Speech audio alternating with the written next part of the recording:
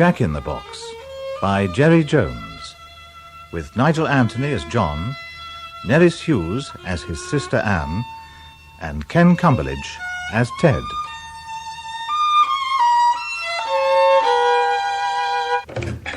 You don't mind if I come in, do you? I'll take that as an okay. What's wrong, eh? Come on, you can tell me. Hey, look what I've got for you here. Tea and biscuits. Yeah, you'll feel better after that. Aren't you ever going to speak? I mean, it'd be nice if you said something, and it'd help pass the time. Oh, come on, take some tea and biscuits. Take some. How is he? Just the same. Did he say anything at all? Just lies there. You taking the tray of tea things, like I said? Oh, yes, Mr. Peterson. I took him the tray of tea things. And? He knocked the whole damn lot onto the floor. That's what he did. Oh. He may not be talking, but he's certainly able to move when he wants to. I'm not doing very well with that, Mr. Williams, am I? I wish I knew what was wrong. Well, we know what's wrong. I mean especially wrong. How many times have you tried, Ted? 2. The Phillips and Jackson have also paid him a visit. Perhaps it'd be best to leave him alone for a while. Maybe. But I'll pop in again later for one more try. I'd appreciate that, thank you. I mean, he's been like that for a week now. His wife's a lovely lady, isn't she? Her name's Sarah, did you know? Yes, did. Yeah, she's very nice. Very understanding. Steady now, Mr. Peterson. Oh, don't worry, I don't think I'm her type.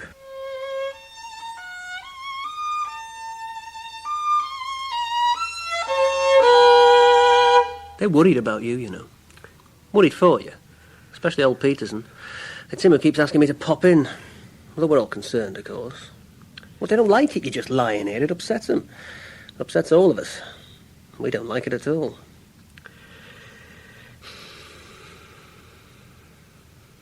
Well, nor do I. God, I don't believe it. He spoke. Get the flags out. I'm sorry if I'm boring you. Well, it's just that you lie there. Is that what you're saying? I'm a boring bugger? No, it's not Now, the hell that. with Peterson, just leave me alone. Okay, I'll pop back Don't later. bother, I just want to be left alone. You sound like Greta Garbo. Right, well, I could do with the rest myself.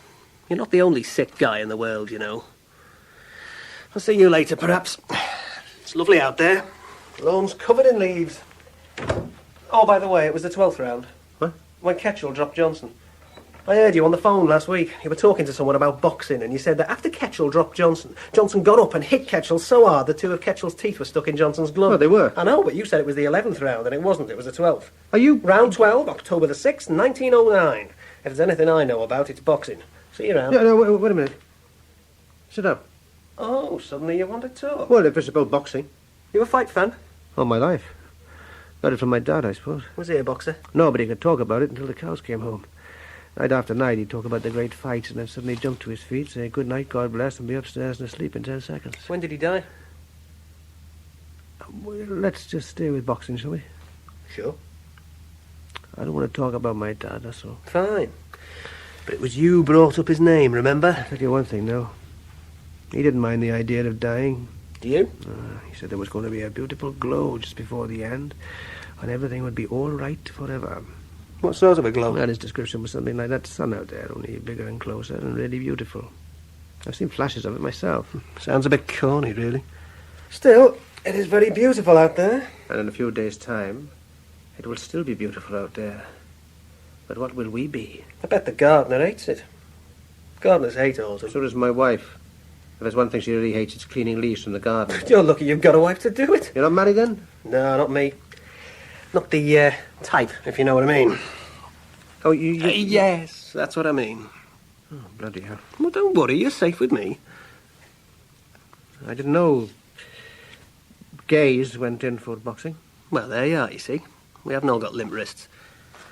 Your wife was in here yesterday, as a matter of fact. Was she? You were out cold. She said best not to bother you and went back home. I don't know why she bothers with you at all. Well, perhaps she loves me. Well, perhaps she'd love you more if you cleared the leaves off the garden. I just don't think about it. Peterson had cleared the lawn for her. Oh, good old Peterson, salt of the earth. To tell you the truth, I think you're a lazy bugger as well as a boring one. I'll thump you in a minute. Oh, I shouldn't try. I'm not just interested in boxing. I was a pro for 7 years. Hard to believe, isn't it? And now you're in here. Funny old world. And what happened? I don't know. One moment I was fit as a flea, and the next I started getting flashes in my head. And I don't mean sunshine flashes like you get. I went to my doctor and he said he didn't think there was anything really to worry about. Well, as far as he was concerned, there wasn't, was there?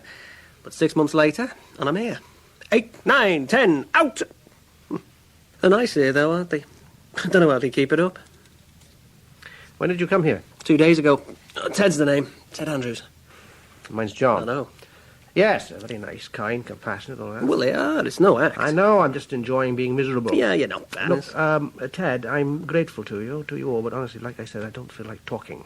That's okay. I just want to lie here on my own with my thoughts. Just don't get too depressed, okay? I know it's easy to say that, I know. but it's the only way to cope. I haven't had it too bad. Now, when I think of the way my dad died, taking a really long time about it, dying from the moment he was born. Aren't we all? Even Peterson. But most people aren't too bright about life. They don't open the curtain until Act 3. Eh? I mean that most people don't see the light until it's out. The only light going out I know is when someone catches you with a right hook just as you're coming forward with your guard down. Have you ever been knocked out? Yeah, twice. What was it like? It was like nothing. One moment I was worrying about my opponent, and the next minute I was somewhere else with people being nice to me. Well, that's what death would be like, I think. Oh, good. My dad thought so, I'm sure. He was always talking about what he called the open door. What door's that? Well, the one at the end of the tunnel, you know, the long tunnel with the door at the end. Oh, that door. Open that door, he said, and you see paradise. I have a funny feeling, though, that Dad's idea of paradise was a vast public house filled with angels who looked like Mam. He was in a pub when he first met my Mam. She was a barmaid, he was a soldier. I think what I'm trying to say, Ted, is that the overture is often mistaken for the show. I thought you didn't want to talk. Especially about your dad. I don't know what I want. What's made you open up all of a sudden? Oh, you, I suppose. Do you want to talk or not? I thought I didn't, but there's things I want to say, get off my chest.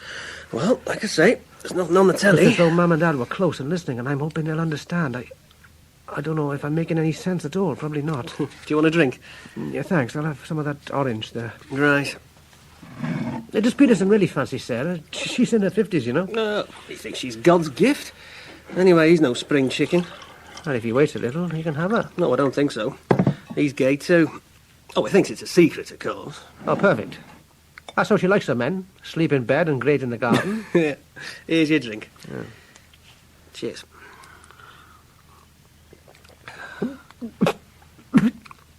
So, you can't die with a guilty conscience, eh? Pity I'm not a priest, really. Guilt is the worst bloody cancer of all. I'd swap it for what I've got. So, tell me. No. I don't think I will. I was right when I said I don't want to talk. Spit it out, for God's sake. Get it off your chest, like you said. I only get it wrong. Better out than in, though. We always get it wrong, don't we? When we think and talk about times gone by, memory always makes things bigger or better or smaller and worse. We fail to get it exact, if there is such a thing. But it didn't taste any better years ago, and shoes didn't really last any longer. We just think that they did, don't we? It's memory lane, John, where girls were sluts if they put their tongues in your mouth. That's what my dad says, anyway. That's right. What's more, I thought I sang like Frank Sinatra. I dreamed of driving one of those long, long cars that we only saw in the dark at the Odeon. You know the sort? Like a big pink shark. In the real world, though, it was Kennedy who got shot. You were a bit old to be having those kind of fantasies, weren't you? I'd never grown up. Couldn't work the trick somehow. Where were you living then? Twickenham. Not far from the rugby ground. Trust a Welshman. Except I only used to watch the games on the telly. Were you married then? Sure, and a father. No long Odeon cars for me, though. When I travelled, it was by bus or train. Mind you, those were the days when you could light up your cigarette and blow it all over the woman in front of you, and she'd only smile, thinking how masculine was the smell of tobacco and how much like Alan Ladd I looked. Even the trains smoked in those days. Even the trains. You all right? Huh? I said, are you all right? Why? You just seemed to drift off for a moment. What was I talking about? Alan Ladd. No, before all that. Well, I can't say I'm sure, unless it was your dad. Oh, that's it, Dad. Now, let me tell you, Ted. Whatever way they take us out, we'll never have a funeral like the one my dad was given. It was a funeral you could have put on at the Whitehall Theatre and had a preacher who had as much sensitivity as a scrum half. I can see him now standing in the pulpit looking like Captain Ahab, telling us all that life was a voyage through uncharted seas. A journey through indescribable things which can't be described. An adventure through the map of the mind, or as the song says, A trip to the moon on Gosling's wing. Gossamer, you bloody fool, Gossamer. Today we are gathered here to pay our last respects to the memory of Jack. It is often said, dear brethren, that we start life in a body and end in a box. Well, Jack is in his box, asleep in the wooden cuddle that comes to us all. The body, though, is as nothing, for when Jesus calls you, he cares naught for the flesh or the pleasures that flesh once gave. Jesus is not interested in pleasure. We have a lifetime of sin and an afterlife of the opposite. It would be nice, of course, to think of heaven as an everlasting Butlins, but where Jesus is concerned, we can't expect miracles. I gather that Jack requested the hymn Jerusalem be played at his funeral, but I'm afraid our organist, Mr. Samuels, has been taken ill, and his replacement, Mr. Tingling, can't play Jerusalem. Dad would love it if you played Old MacDonald. However, Mr. Tingling is prepared to have a go at Suspan Fach. And I'm sure that if you don't know the words, and the Welsh very rarely do, the dear, dead Jack wouldn't mind if you just la-la. He'd still prefer Old MacDonald had a farm. On your feet, everyone, here an oink, there's an oink, everywhere an oink, oink. It wasn't really like that, of course. I mean, those weren't his exact words, but the preacher did have a wooden leg and a brain on crutches. And the day was filled with more madness than it had a right to, even for Dad. Bloody fast is what it was. If the old goon show had made a sketch of it and Harry Seacombe had played the preacher, they would have said he was going over the top. Poor old Jack. It wasn't him who was bothered. It was me. He was dead all right, but it was me who was bothered. Were you there when he died? No. That's the point. That, Ted, is the point. That is the whole terrible point. You mean he was in Wales and you were in Twickenham? Worse than that. Not only was I in Twickenham, I was in bed with Ava Gardner. You're beautiful, really beautiful, you know that? And beauty is but skin deep. It's what's below that counts. I'll go along with that. So, what's below? Fill me in. Oh, care, compassion, a sense of what is right and wrong. To hell with those things, sweetheart. I'm talking about below. You know what I mean? Below. Oh, you mean? You bet I do. To put it simply, baby, the Welsh always give me the hots. You want to make love? See what I mean? The Welsh catch on quick. Tell an Englishman you got the hots, he'll give you an aspirin. Oh, you mean here and now? That's right. Here and now in Twickenham. Oh, God. What can I say? Yes, is what you can say. Just lie back, close your eyes, and say yes, yes, yes. It's not an easy thing to say. You want to, don't you? Yes. There you are, you said it. See how easy it is? I'm just melting in your arms. Not too much melting, baby. The night is young, and we're going nowhere. It's always like that, isn't it, Ted? There's always a bloody telephone. So I came quickly out of my dream, saw that it was 7 a.m. Sarah was snoring as I scrambled to the phone downstairs. I was all confusion and underpants and memories of Ava as I picked up the phone. I half expected it to be Frank Sinatra saying, "You bastard, I'm coming to get you." But it wasn't Frank Sinatra. It was my sister in Wales. Who was it? It was Anne. And who? My sister Anne. Good grief. Why is she phoning at this time of the morning? It's my dad. He's been taken ill. Oh, no. It's pretty bad from the sound of things. I'll have to go home. But what's happened to him? He's had a sort of stroke or something. He's in hospital. Oh, it'll be all right. Don't worry. Look, give me my dressing gown and you go and get something on. I'll make some tea. Oh, look at the state of me. I haven't woken up yet. No, me. Perhaps it's all a dream. What did you say to Anne? Well, I told her I didn't think it was possible for me to get off today and that I'd travel up tomorrow. So it's really bad, is it? Well, it's hard to tell, really. He's unconscious at the moment. I'll try and get there tomorrow afternoon sometime. I'll need to check the train times. I'm sure they'd let you off work in the circumstances. Yeah, well, just ask. Tomorrow will be fine. Well, it's up to you. That'll happen one day, I suppose, but it's the day I've been dreading for years. I know. The kid's still asleep? Looks like it. Good. We'll have that tea then. I'll put some clothes on first. Oh, yeah, right. A dressing gown, please. Thank you. Oh, God. I don't know what I'm doing. Where's the sugar? I put sugar in. How much? 2, as usual. It doesn't seem like it. Put some more in then. Well, where is it? There, look, right in front of you. Oh, yeah, right. Do you want anything to eat? No, I don't think so. A bit of toast? No, not really. I don't feel hungry. I'm me, but I think I'll have something anyway. 10 years. 10 years since I saw him, Sarah. You could have done, couldn't you? I know. Why you let it get like this, I don't know. I mean, I'm very sorry and everything, of course I am, but to be honest, you've no one to blame but yourself. Yeah, Love. I know. I kept telling you to go and see him, didn't I? And I intended to, honestly.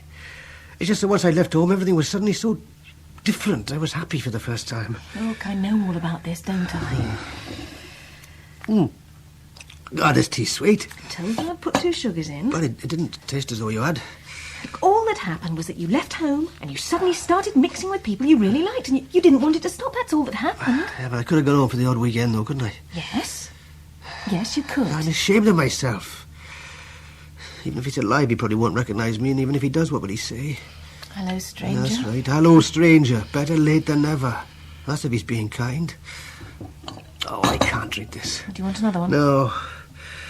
What I want is to be back in bed with Ava Gardner. What? Oh, that's what I was doing when the phone rang, having it off with Ava Gardner. Serves you right, then. That was me having a worry dream about finding a new house. You're always having worried dreams. It's the only kind you ever have. I can't help it. It's the way I am. You ought to see a psychiatrist. I ought to see one. At least I wasn't in bed with Ava Gardner. I should hope not. Look, it's early in the morning. Your dad's in hospital. You can't drink your tea. I've gone off eating, and all we can talk about is bloody Ava Gardner. Honestly, it's like being in a madhouse with you. It's not funny, really. No, I'm not laughing because it's funny. It's like when Barbara was telling me about when she went to her sister's funeral, and when they drove into the cemetery, they saw that sign saying, "No Morris dancing in the crematorium."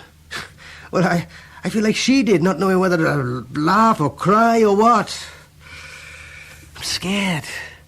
That's what it is. I'm scared of facing my dad. To tell you the truth, I shan't be sorry if he's dead when I get there. John. No, I hate myself for saying it. Then don't say it. You don't mean it. Don't I?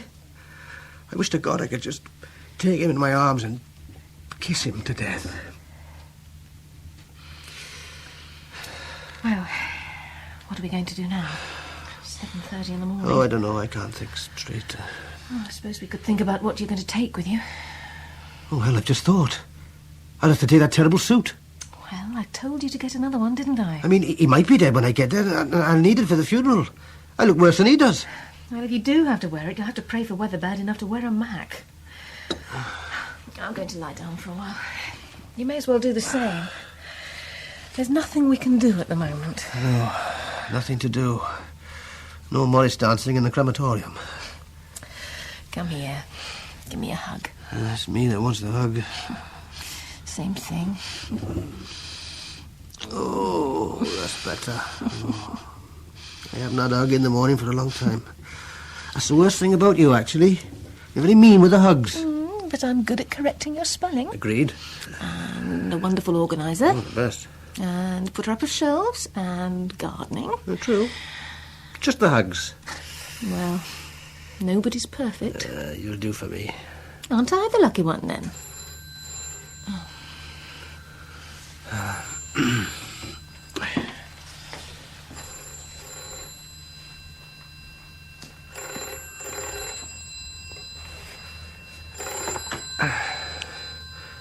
Hello?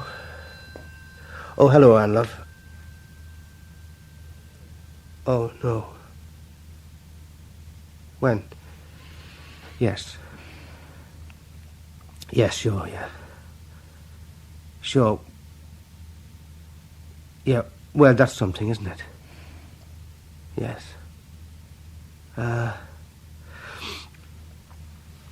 Well, as I said, I'll let you know what time the train gets in. No, we're just talking and things, yeah. Yeah. She sends her love. I'll be there before you know it. Thanks for ringing, love. I'm really sorry about everything. See you soon. God bless. See you soon. Yeah, God bless. Well, that's it. All over. Yes, about a quarter of an hour ago, it seems. Oh, I'm sorry. Anyway, it seems it was peaceful at the end. That's good. Perhaps I will have a cup of tea after all. Right. Good idea. I have to wear that bloody suit now.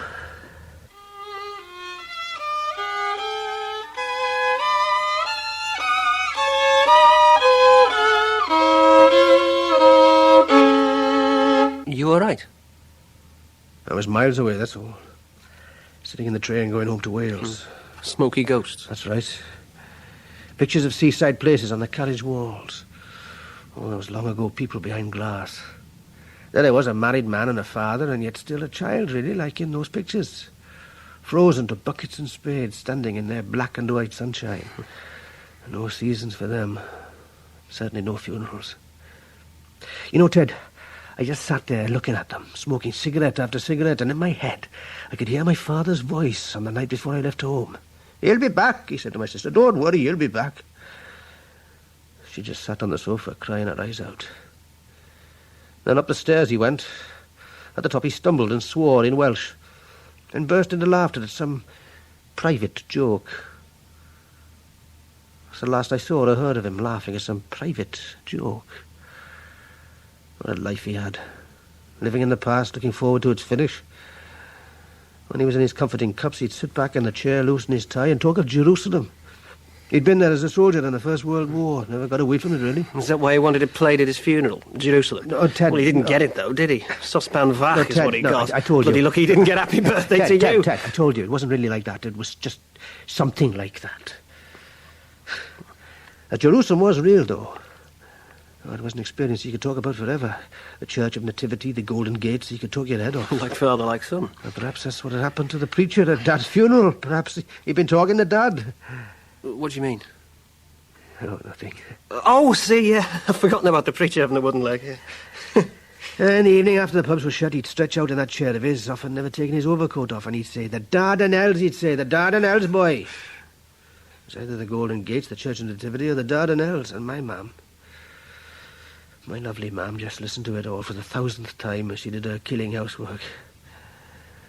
Women always had to be working in those days, day and night, but I have to say that Dad never raised a finger to help her. He came home, he ate, he slept, and he went out again, and that was that. Never entered his head to help. He probably thought Jesus popped in once a week to clean up and cook. Well, you think Jesus turns the garden over? Maybe I do, but Sarah complains about it sometimes, and my mum never did. Never. She even apologised when the hard work made her ill. It killed her in the end, but she never complained. She was that kind of woman. Oh, they despise them now. When he just sat there rambling on, my mum would stand there ironing or something, wearing that pinny she always wore, and just smiling at him in a way that showed she could still see the man in the wedding photo, tall and erect, in the years before the drink came first. Did you go in the army? Yeah, I'm afraid so. National service. We didn't have a choice. Oh, you didn't like it then? Hated it. At least being your age, you missed all that. Oh, you know something? I feel really tired. I'm not surprised. How do you feel? A bit like I used to feel after 8 rounds. Oh, thanks, Ted. Thanks for the company. That's all right. What is it you're dying of? Is it this? Like I said, I prefer not to think about it, thanks. Okay. Funny thing for a boxer, though. Never heard of it before. Yeah, well, it takes all sorts. I suppose so. Did you do a bit of boxing? Oh, that's right, in the army, 227-29382 Royal Artillery. This is number 4. Tell the tart that I want more, roll me over, lay me down, and do it again. I thought you said you were tired. Yeah. I lost my best friend in the army, Ted. A Scotsman. Lovely fellow he was. We called him Jock. Did you now? That was original. We were on manoeuvres on the Yorkshire Moors night time, and we were just sitting on the grass. In the dark, fogs blowing away, just having a chat about things, a bit like we are now, really. We joined up on the same day, done our initial training together, and ended up in the same camp. Well, anyway, there we were, talking away.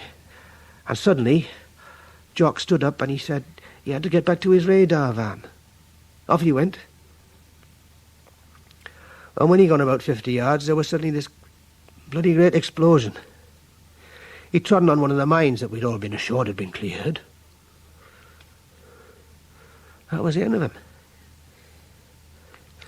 Well, I'll tell you the truth, I went crackers for an hour or so, and I just wanted to kill everybody. Especially the officer who said the area was clear. Shall I tell you something? That very same officer was asleep in his tent when the explosion went off, and shouting like a mad thing, he went running towards the smoke, yelling to everybody to stay away. Well, I didn't. I went up to him and I hit him full in the face with my fist. I could have been court-martialed or something, but nothing ever happened. Except that the officer got a medal or a recommendation or something for entering the danger zone. What was left of Jock, which was only his watch, was sent back in a box to his family in Scotland. Poor old Jock. Scotland forever.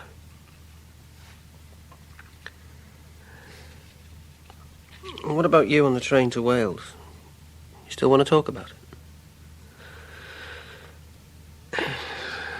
Well, when I arrived in Wales, it was hot. I can remember I was sweating as my sister came towards me. Then, after the tears and hugs, her husband drove us back to Dad's house. It was where they lived.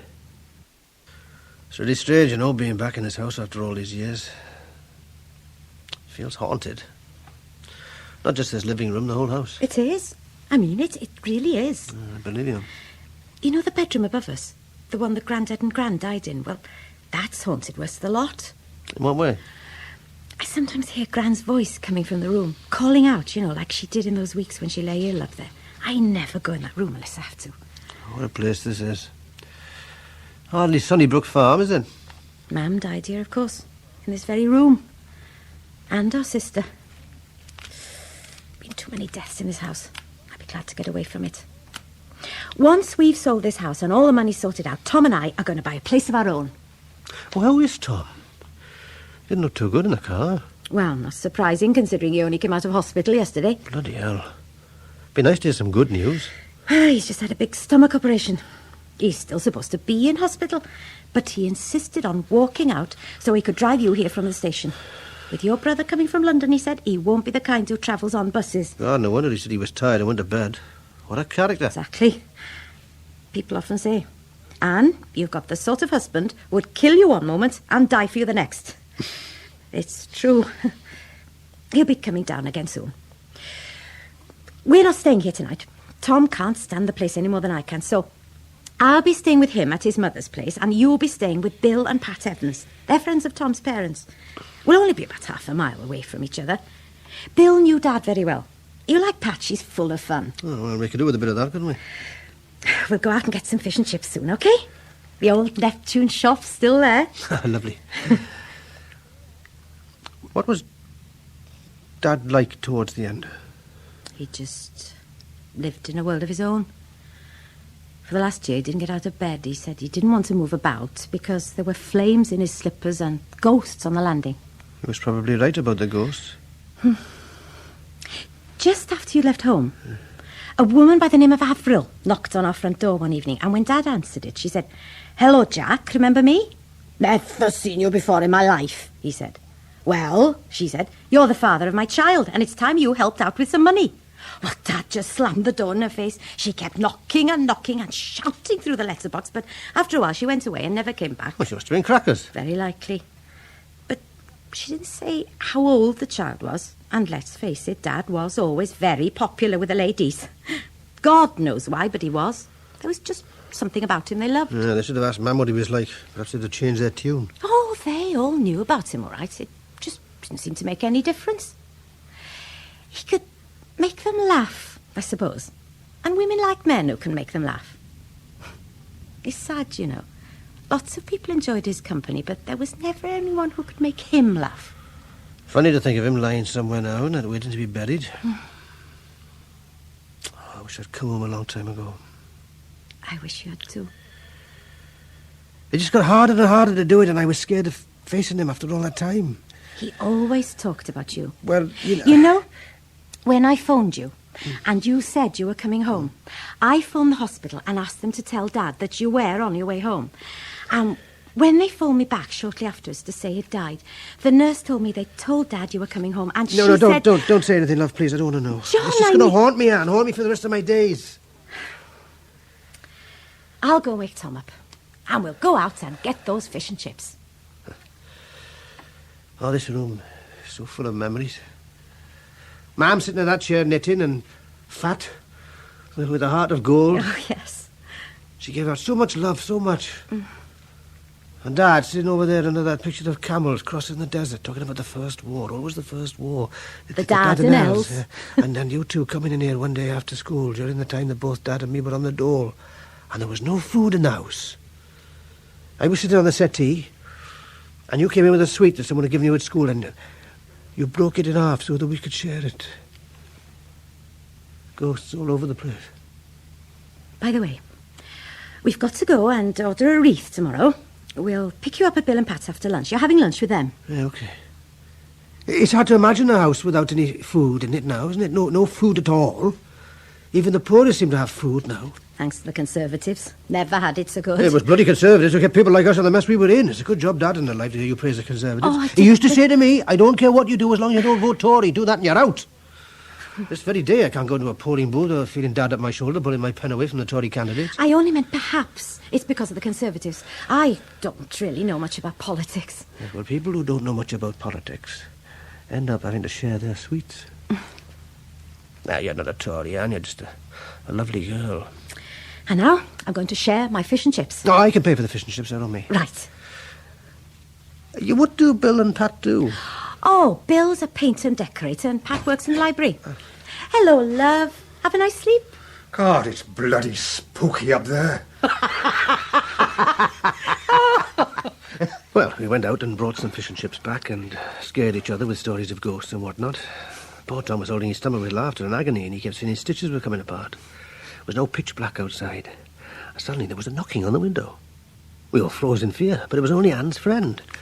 We let her in, and she produced a big bag of fish and chips. I thought you'd fancy these, she said. And the next day at Bill and Pat's house, guess what I had for lunch? Had enough? Lovely. Well, we don't have fish and chips very often, but Bill said that you'd enjoy them, didn't you, Bill? That's right. Men always like fish and chips. It's women always going about salads. I'll tell you this, though. Pat makes me up the best sandwiches to take to work that a man ever had. What's your favourite sandwich, John? Egg and tomato, that's mine. Nice and moist. The trouble is, though, in my job, everything gets a taste of paint about it. Tell a painter and decorator about lead-flavoured sandwiches and know exactly what you're talking Bill, about. what the hell are you going on about sandwiches for? I'm sure John's not interested. Just talking, love, just talking. Well, it's very nice of you to put me up like this, really. I'm very grateful to you both. Not at all. Your dad was a big pal of mine. Best bloke in the world, your dad. He means they drank a lot together. True enough, I took him home many a night. But there's a lot more to your dad than drinking if you bother to look. He thought the world of you, you know. I know. Talk about you for hours. He used to go up to total strangers in the street and show them your photograph. That's my lad, he used to say. Lives in London now. Married to a lovely girl called Sally. Her name's Sarah. Well, Sally, Sarah, no matter. They didn't know who he was anyway. He certainly used to talk about her, though. Very smart girl, he used to say. He's married a very smart girl, lovely voice and manners, well-educated. Well, you know what the Welsh are like about education. Pity I didn't get any. Well, you've done all right for yourself, haven't you? Yes, I've been very lucky. I mean, I was very bright at school. Asked me to add something, say 142 and 237, and I'd say 379 before you could blink. If they said, what are macules? I'd say small flat spots or coloured areas caused by deposits of pigment embedded in the skin. So what? I've still ended up eating lead-tasting sandwiches. Still, that's the system, isn't it? They don't want people like me coming out of school knowing what macules are, do they? Scares the hell out of them.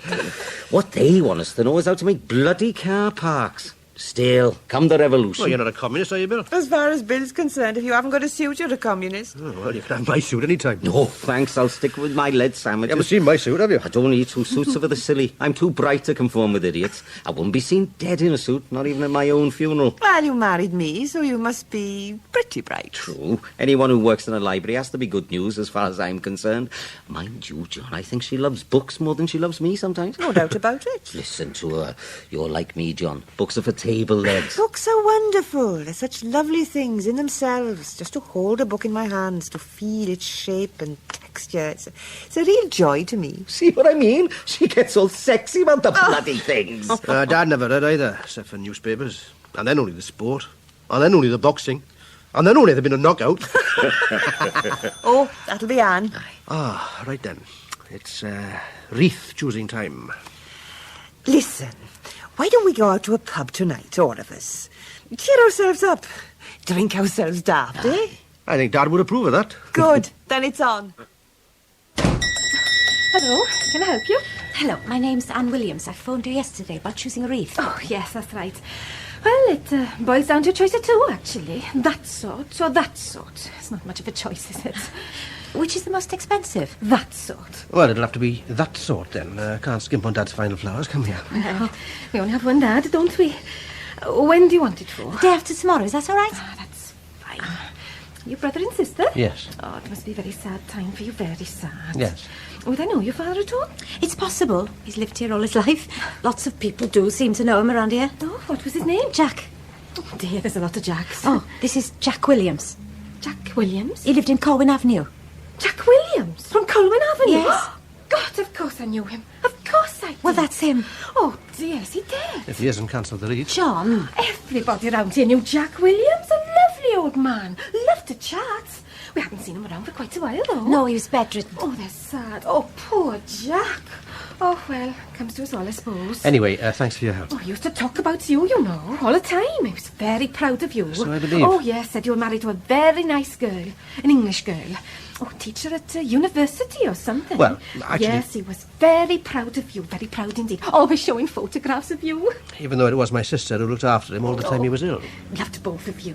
You remember the flowers he bought you, darling? Flowers? I can remember him as though it were yesterday.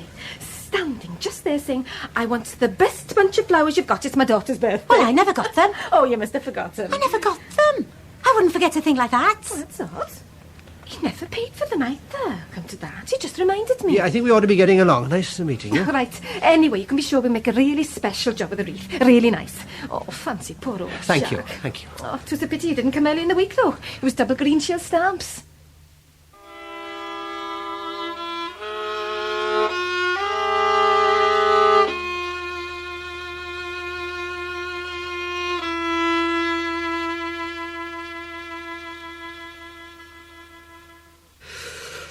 It's a funny thing. The sun is shining, but I can't get warm. Right, then I'll close the window. Did I nod off just then? Oh, just for a little while. I'll miss your company. I'll miss yours. Sure there's no pain? No, just cold, that's all. Well, there's a bit of pain. Do you want me to get an injection? No, not yet, thanks. Yeah. Just feeling a bit, like you said earlier, I've got that 8th round feeling. Well, you are getting on a bit. I mean, look at me. Look at the state I'm in, and only half your age. You said your dad liked to talk about boxing. Was he any good? Not much. What he liked to do was come home from the pub, make me strip off my shirt and lay into me with his bare fist. He loved it. Well, it was nice to have a loving dad. Well, one night I lashed out at him and broke one of his ribs. Nah. He fell on the settee in agony, crying out, "Wonderful, boy, wonderful." What a case. He even staggered upstairs to tell my mum that I'd broken his rib. He was so proud. What did she say? She didn't believe it was broken, just told him to get to bed and get some sleep. Well, until the next day that she found out it was true. Then what did she say? She just said that it was like living in a madhouse sometimes. Sounds fair enough. God, it's cold. I'm a bit cold myself. But don't pull the wool, you won't down. All right, then. Nice of you to bother, though. Don't mention it. It won't be long now. Cheer up, come on. Don't worry, doesn't bother me. Good. Funny old world, isn't it? Oh, hysterical. 1 minute you're Alan lad, the next, rubbish. Hey, I've just broken my dream. It was about someone telling me they were going to die. I think I'll go and talk to somebody else for a change. It wasn't really a dream I was having, though. Just a memory. Here we are. One for Anne, one for Pat, one for John, one for Tom. I just wish I was getting one for your dad, John. Yeah, well, let's drink to him, whatever he is, shall we? Don't to Jack. Well, Bill's just bought me the drink, hasn't he? What do you want me to do? Put it in a flower vase? If there's one thing I hate, it's going to a pub having to take it easy. Remember, you're just out of hospital. You should be having sips of milk, not pints. If I had to drink milk, I'd rather be in the box with Oh, Jack. you're mad. That's what you are. True, my love, but not very. Insanity sort of strolls in our family. It was your dad who was mad. We all know that. Not as mad as he liked you to think. I think he was wonderful. When I go, I'll share a drink with him in hell. Oh, so that's where you think he's going? It's where Tom thinks he's going. Is that right, Tom? No doubt about it. Only place to go. And if your dad's not there, I'll phone him up, ask him over for a drink. Yeah, Jack wouldn't be happy in heaven. It'd be full of teetotalers. Well, worse than that. It'd be full of conservatives. Don't tell me Tories go to hell. I couldn't stand Of it. course they don't. Well, where do they go? Only God knows that. And he's not saying in case someone lets the buggers out. Well, I'm sure Mum's in heaven. And if she's there, it must be a wonderful place. Yeah, I'll drink to that. Me too. You'll drink to anything. Absolutely. Just take it easy. Shut up. It's Tom. like being at... Funeral? Well, If your dad was here, he wouldn't want us to be a lot of miseries, would he? If Dad was here, we wouldn't be here. This conversation is getting very odd. Oh, hell. My trousers. What have you done? Oh, I've just remembered about the suit I've had to bring with me. The trousers are too big in the waist. They keep falling down. You should put them on tonight. Give me a thrill. Watch it, Kira. I'll give you a smack bottom talking to men like that. That's you all over, Bill, making promises your body can't Don't keep. take that, Bill. What's that supposed to mean? I think we ought to change the subject. What subject? Listen, I got a pair of braces you can borrow. Let me have them back, though, after the funeral. Do your pants keep dropping down, Tom? Only since he's been ill with his stomach. All these trousers dropping down is like a maiden's prayer. How much have you had to drink? Not enough. No, don't take her so seriously, Bill. She's just having a good time. Well, trying to. It's just your sense of humour, isn't it, Pat? That's right. Well, it's an odd sense of humour, I think. Gallows humour, they call it. When's the execution, love? Not long now. What do you mean? John, for God's sake, don't get us started on that. On what? Nothing. Just don't get us started, What that's Bill all. is trying to stop me saying is something I've been saying for years. People think she's crackers, and I think they're right. What I've always known, ever since being a little girl, is that I'm going to die on my 50th birthday. I told you not to get us started on it. Now, hands up, everyone who thinks she's crackers. You're not serious, are you? Ask Bill. Oh, she's serious, all right. She's crackers, but she's But serious. why the hell should you die on your 50th birthday? I don't know. I just know I will. I always have. I've never heard you say this before, Pat. You're lucky. And when will you be 50? In 2 weeks' time. Shall I get another round, yeah? We haven't finished this one yet. No, wait a minute. Let me get this straight. You say you're going to suddenly die in a fortnight's time? Yes. But you're bursting with good health. I mean, look at you. Absolute picture. So what are you going to die of? I'm not sure. I'm just going to pop off, that's all. Can we change the subject, please? Please, can we change the Dying subject? is when things will really start to happen to me. Well, I'm sure we'll all be very pleased about that, my love. And when you're dead, you can find out whether Jack's in heaven or in hell. I'll do that, yeah. Now, for Pete's sake, change the damn subject. Coming to a pub and talking about death is like going to bed with Rita Hayworth and talking about darts. Sounds okay to me. Tom, you were saying something about getting some drinks in. All right, eh? Roll me over in the clover. Shut up, you two. Honestly, I don't know what's got into you. Booze, that's what's got into us, booze. Well, I've had booze too. You're telling me? But out of respect for Jack and poor old John here, I think... Don't worry, it's all right. Of course it is. What's wrong with you, Bill? Jack would have loved tonight. You know he would. All the same. All the same, nothing. Oh, Bill, keep your eyes on the road. You're driving like a maniac. If you don't like the way I drive, you can damn well get out. I couldn't if I wanted to. We're packed in like sardines. Tom and I are getting out soon, just round the corner here. I know where you live, Anne. I'm not likely to drive past That's it. what you think. Anyway, I'm very happy being crushed up in the back here. You're happy too, aren't you, John? Honestly, Pat, if we could see in this car, I bet my poor brother be blushing his head off. Are you blushing, John? Well, Are you a shy boy? Yes. This is number 2, and I make a man of Pat, for heaven's sake! Here we are, Billy. It's our house. It's there. There, Bill. God, I nearly drove past it. I'm not saying anything. Thanks for the evening and for the lift. Good night, all. Night. See you tomorrow. Good night. Good night, John, love. Have a good night's sleep. Oh, he will, don't worry. He's got the best room in the house. Good night, Dan. Good night. Good night, Tom. Good night. Careful not, Tom. All Right. right. Oh, it's been a lovely evening. A really lovely, relaxing evening. I feel great. I don't know why you didn't come round and sit in the front with me. I'm happy where I am. Very happy where I am. Well, John, what do you think of the old place now you're back?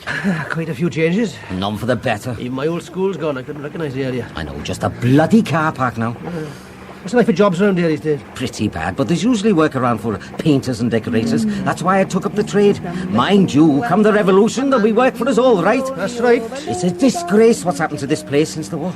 It's all offices now and great patches of nothing, and cars driving over where schools used to be. It's not what people fought for, John.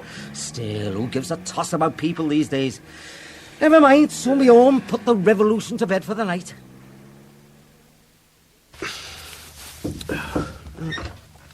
It's only me, John. Is everything all right?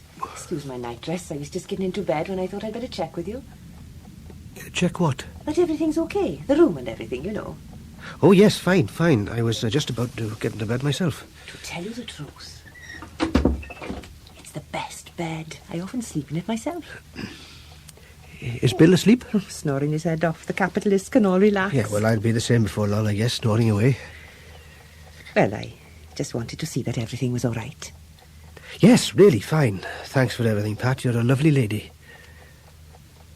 And you are sure there's nothing you want? No, nothing, really. You're sure? Can't think of anything. Well, if you do, don't hesitate to give a little tap on my door. I'm a very light sleeper. Okay, then. Oh, by the way, I'm inclined to sleepwalk. Sometimes I get up in the night and walk into another room. It's when I'm feeling restless. So don't be surprised if your door opens a little later on. I probably think it's a ghost. Oh, I'm not a ghost yet. Still 2 weeks to go, remember? Oh, no, Pat. It's really silly talking like that, and you can see how it upsets Bill. You'll see. It upsets everyone. I'm sorry. Just don't worry about it. I'm not. I'm looking forward to Look, it. I'll tell you what I do. In 2 weeks' time, when I'm back in London, I'll phone you up, and there you'll be alive and well, and we'll have a good laugh about things, okay? Well, you can ring, certainly. My birthday's on the 16th, but it won't be me who answers. Sorry, John. God, this conversation is bizarre. Honestly, Pat, my head is spinning. I'll let you get to bed, then. Thanks. Whether I sleep is another matter. Well, if you can't, you won't be disturbed if I sleepwalk, will you?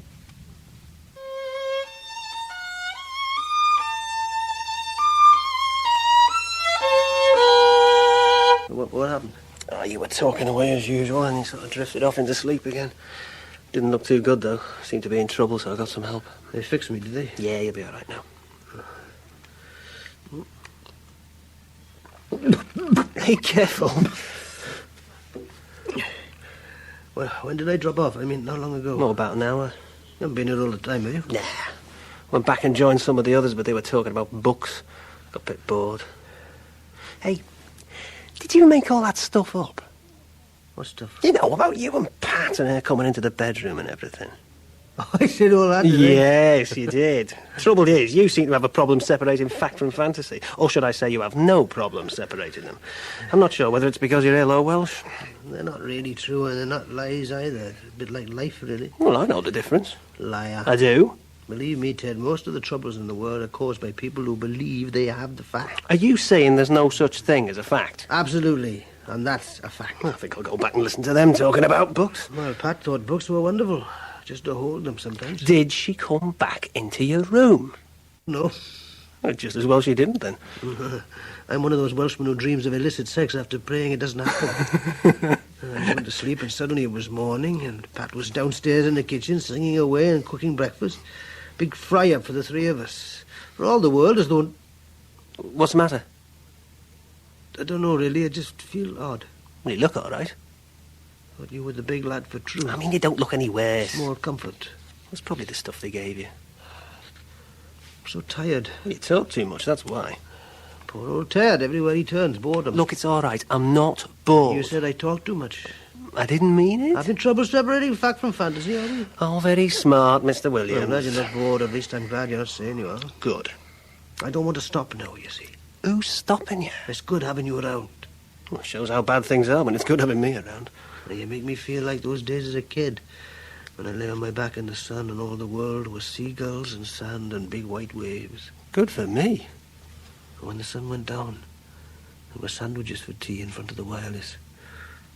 And after that, the pictures, snug in the dark, with Alan Ladd.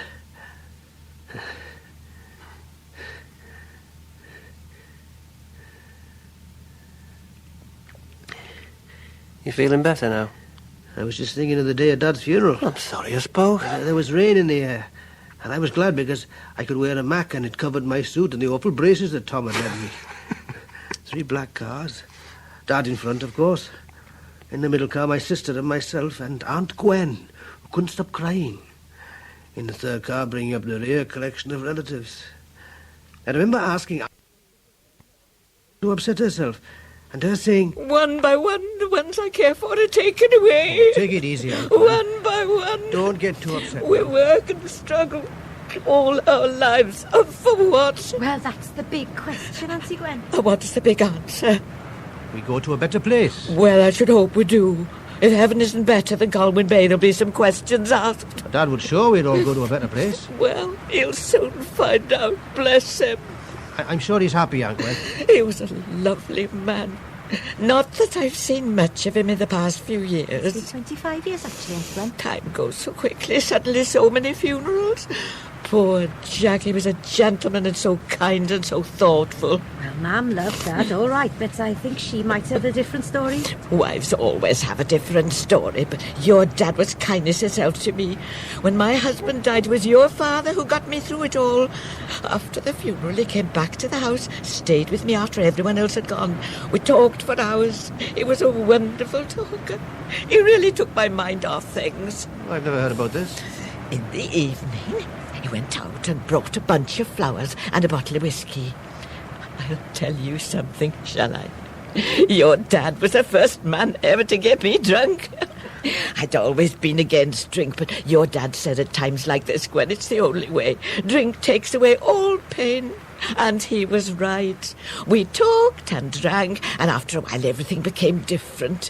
When I woke in the morning, I could remember nothing, not going to bed, nothing. Gee, Auntie Gwen, Dad has never told us that story. He was a lovely man, not one to tell others of kindness he'd done.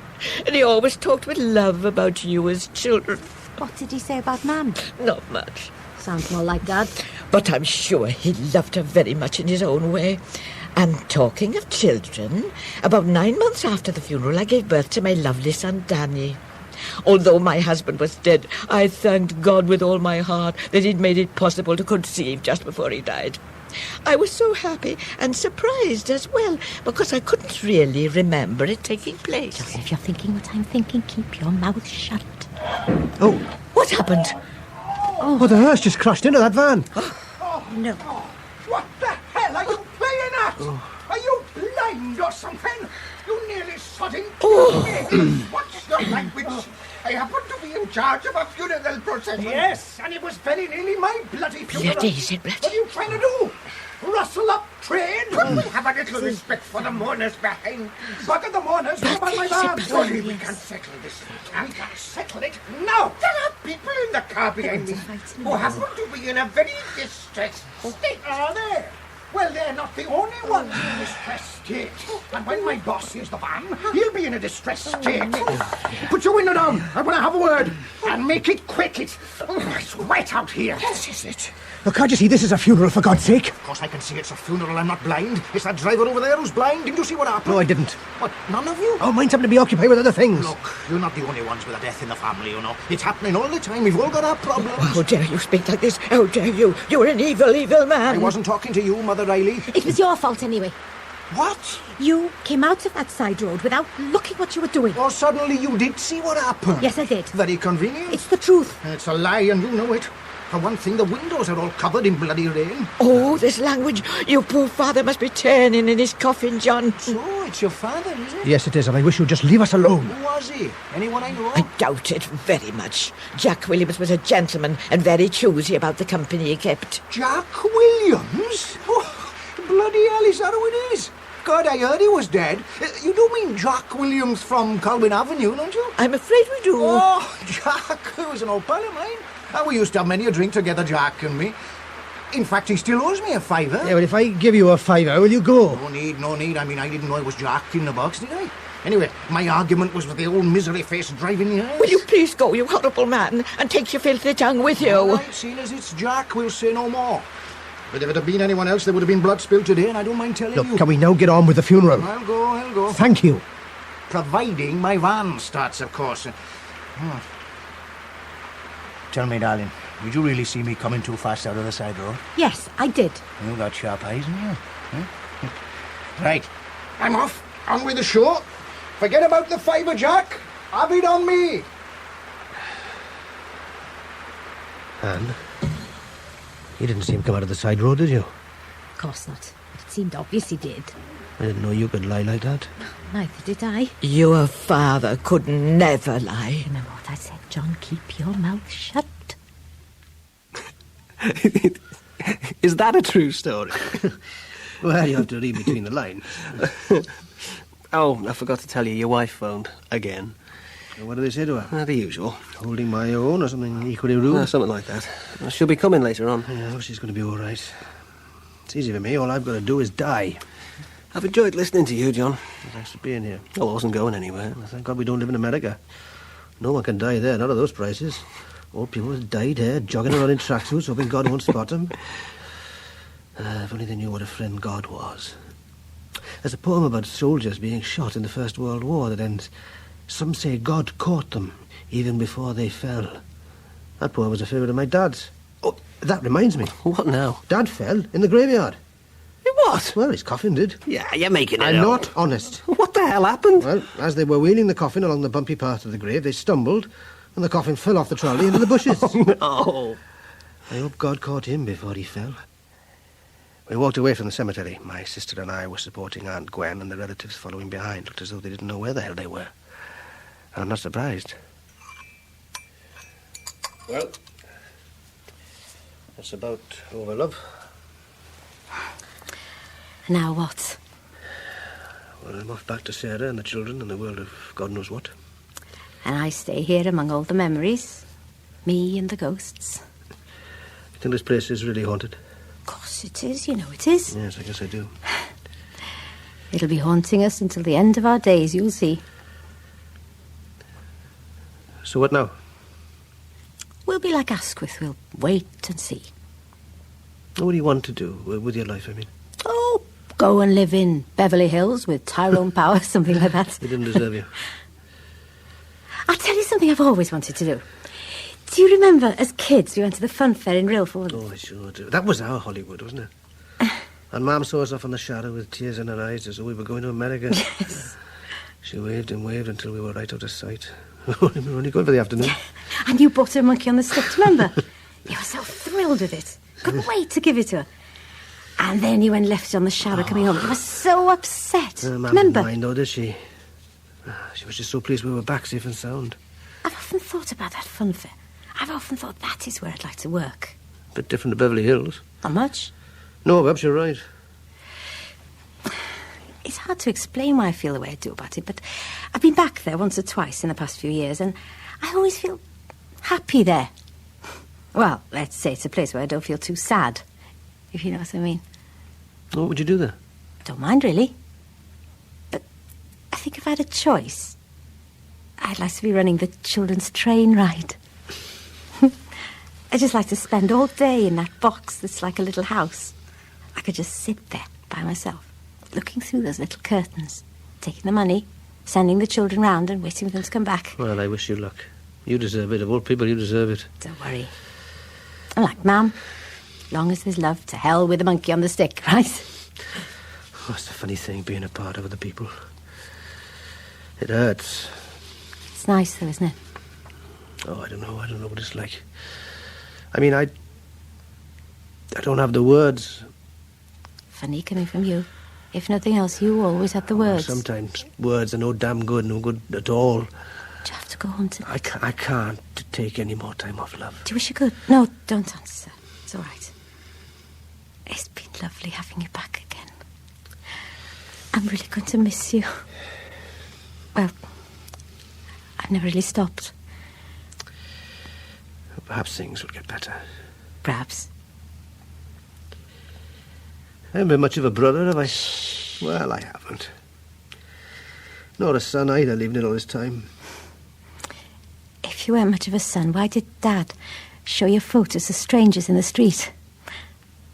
If you weren't much of a brother, why did I break my sweet in half?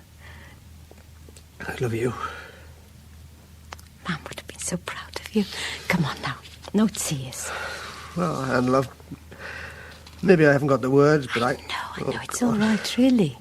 I feel like Mum standing by the No shower. more tears, Gerrit, I said. All right. It's bad enough with poor Aunt Gwen. Poor old love. She's drinking herself stupid. Well, why not? What else has she got? Yeah, I suppose so. Do you think that really was the father? Shh. You're always telling me to shh. Wisdom and a shut mouth are two of a kind. Well, that's what Gran used to say. I know, she's a wise old gypsy. I don't remember her ever giving a mouth shut, though. Careful what you say. I bet she's listening. Yes, I bet she is. I bet everyone who ever died in this house is here today. Oh, listening. And Dad? He'll be here as well. In that case, I'll say no more about him and Auntie Gwen. Good. He has quite a thought, though, isn't it? Here comes Tom. Well, now, what are you two plotting? Oh, nothing really, Tom. Just sort of saying goodbye. Hello, goodbye. It's life all over. True enough. It's been a funny old funeral, hasn't it? Van crashing into the earth, coffin falling off the trolley, hard to believe. When I go, I just want to burn like a bugger, all right? Where you're going, you'll burn all right, don't I worry. don't want any holes in the ground, daft preachers, all that stuff. Strike a match. Boom! Ta-da! That's me. Well, for once you won't complain about the cold, will you? That's right. In the meantime, we just carry on best we can, don't we? That's it. Off you go. I'll have to go back to listening to Anne talking about you. Oh, I'm sorry about that. I know, it's all right, John. Small price to pay for all she's done for me. Shut up, you old fool. You've had too much to drink. Listen to her. Never could take a compliment graciously. Take care then, love. I'll do my best. Give my love to Sarah and the kids. Oh, of course. You know, I feel like the day when I left home all those years ago. Don't remind me. I was looking out of the window like this, watching all the places I knew go by. I'll never forget that day as long as I live. I was wearing a brand new plastic Mac, but I thought I looked really smart. I watched the train go by as I sat at my school desk. I could see it through the window, taking you away from me. I just sat there, stiff and staring, beating the desktop up and down, feeling so miserable. Hold on. I kept on beating the desktop until the train was out of sight. The others in the class must have thought I was crackers. Perhaps I was. I'll never forget the feeling.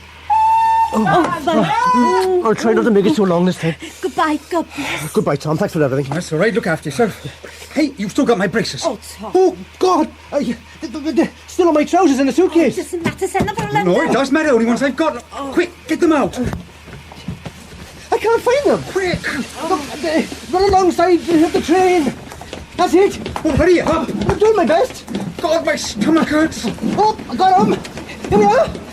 Just a second. I can't run anymore. I'll throw them on the platform. It'll be too late. There. Here we are. There. Thanks. I think I'm dying. Man, I'll wait as soon as I get home.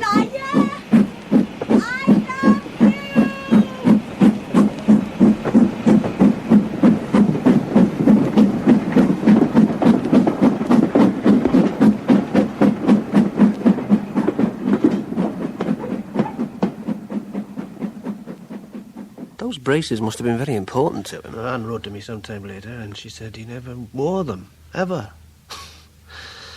I don't know what the fuss was all about. So that was it then? Yeah. Train arrived in London, and as I stepped from the carriage, I saw Sarah and the kids away down the platform. They saw me and came running.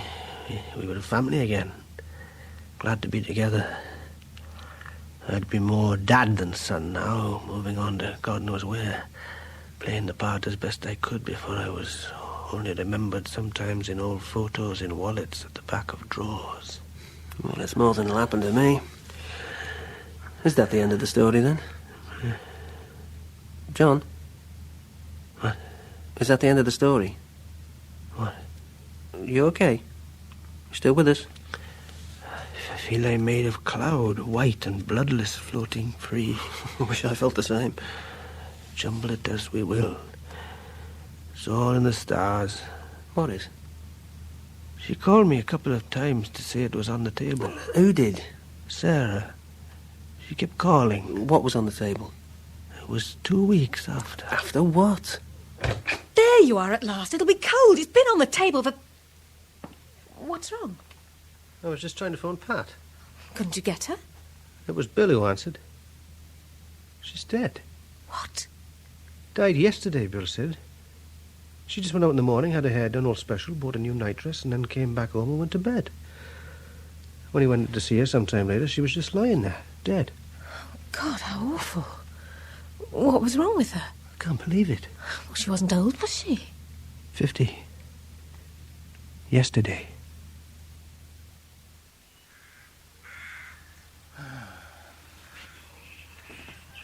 Oh, hello, Ted. I was just having a quiet look at the view. Mind if I join you? Of course not. I'm glad of the company. Everyone else seems to be having a bit of a sleep. How's old John? Well, he's having a bit of a sleep too. At least I think that's what he's doing. How do you mean? No, nothing really. He's just sort of drifted off a bit. He was telling me about this woman called Pat, and then he didn't even bother to finish what he was saying. Does he need help of any kind? No, he's fine. Just sort of gone into himself, that's all. Thought it best to leave him alone. Well, thanks for looking after him, Ted. I honestly thought he was never going to talk to anyone. Well, once he started, he couldn't stop, could he? Obviously needed to. So it seems. Still, as you say, best to leave him alone for a while. I think so. His wife's coming in later on, anyway. Oh, good. Nice woman. Very nice. He thinks the world of her anyway. Have you never thought of having a wife? No, can't say I have. Not even a steady girlfriend? No, not even a steady boyfriend. Oh. I see. You too, eh? Funny old world, isn't it? Certainly is. Nothing is what it seems, Mr. Peterson. That's the only certain thing. Even Sarah knows that, however much you flirt. Oh, she likes it, though. How are you feeling, anyway? Oh, fine. It's funny, I haven't got long to go, but I keep saying that. In a way, it's true. You look okay, that's for sure. Flatterer. I look a damn sight. No, it's true. You look really good. You're not trying to get off with me, are you, Mr. Peterson? No, Ted. Sorry. Just as well. And I always thought that boxers were rough, tough, masculine folk, you know, butch. Well, there you are. I could still break your nose, though. You're a nice lad, Ted. It's been a pleasure to know you. Likewise. I'm sorry it won't be longer. I'm sorry, too. Yeah, well, I don't think I should stand here feeling sorry for myself when there's so much to do. So, let's get on, shall we? Absolutely. You were right, Dad. Right all the time. Love, so warm it bubbles the blood, and a tunnel spinning me around. Here I go, tumbling down the giant Follivant. The Church of Nativity, the golden gates, unfamiliar stairs to glory, steps of wondrous wood, beautiful death. It burns with colour. And an open door. It's true. We don't see the light until it's out. It's true. I'd climb the stairs like you did, Dad, each night to Bedlam. There are songs from my slippers, though, and angels on my landing. I never voted Tory, Dad. I never voted Tory. Are you waiting, Ma'am? Young and lovely like in those photos before you were married. You were always lovely. Are you there, Jock? I wish I could get your watch and give it back to you. I wonder if it's still around, rusty and stopped at 11:20. We'll make the time spin backwards, though, won't we? Make it shine again. And Sarah, I've loved you since the day I first saw you. It was for all the world as though I'd known you before. Never mind the hugs. A small complaint and a vast appreciation. You still there, Ted? Still with me? It's so... Dad, remember the last words I heard you say? He'll be back, you said. Won't be long now. Good night, Dad. See you soon. I'm really looking forward to it being together. After all these years, I'm not afraid of meeting you. It'll be all right, won't it? Good night. God bless. It will be all right. Won't it?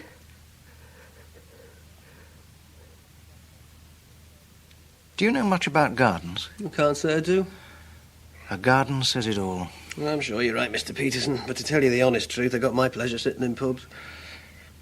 Do you want a drink now? Yeah, a large, neat whiskey would be very nice. I was thinking more in terms of a cup of tea. Oh, that'd be nice, too.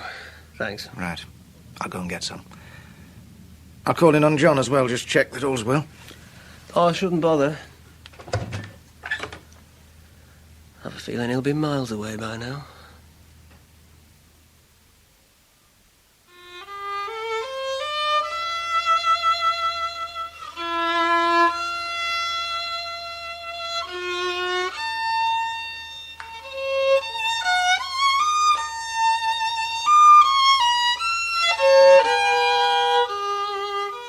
In Jack in the Box, the cast was John, Nigel Anthony, Ted, Ken Cumberledge, and Anne, Nerys Hughes. Sarah and Woman in Flower Shop, Helena Breck. Peterson and the van driver, Geoffrey Whitehead. Preacher, David King. Tom, Philip Sully. Pat, Carol Boyd. Bill, Richard Tate. And Gwen, Joan Matheson. The violin music was composed by Jan Squire and played by Catherine Adams. Jack in the Box was written by Jerry Jones and directed by Martin Jenkins.